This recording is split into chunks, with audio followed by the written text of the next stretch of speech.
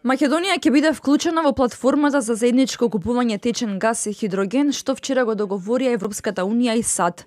Европскиот совет ноќеска донесе одлука за колективна набавка на газ и други извори на енергија во име на земјите членки на ЕУ со цел да се намали зависноста од газ и нафта од Русија. Земјите од Западен Балкан првпат се вклучени рамноправно во овој механизам, информираше денеска министерот за надворешни работи Бујар Османи.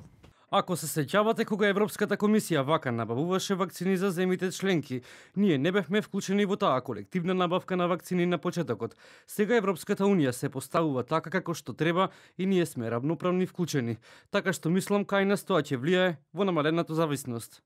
Премиерот Димитар Ковачевски говори за солидарноста на Европската унија што во време на енергетска криза донесе одлука земјава да стане дел од оваа платформа за заедничко купување течен природен газ како дел од стратегијата за справување со последиците од руската агресија врз Украина.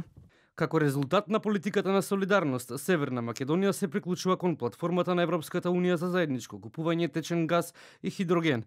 Преку колективно настанување на пазарот, целта е да се обезбеди пониска цена за газ. Во ова време полно предизвици заедничката стратегија "Заедно сме посилни" дава резултати. По еднодневната дебата за изнаоѓање заеднички пристап за спречување на зголемените цени на енергијата, лидерите на ЕУ се согласија да работат на доброволно заедничко купување газ и водород за да намалат цената во преговорите и рекоа дека платформата за купување на ЕУ ќе биде отворена за Западен Балкан. Европскиот совет во Брисел овие заклучоци ги донесе вчера после состанокот на лидерите на ЕУ со претседателот на САД Џо Бајден, каде што уште еднаш војната агресија на Русија врз Украина е оценета како грубо кршење на меѓународното право, кое што предизвика огромен број цивилни жртви и масовна хуманитарна бегалска криза.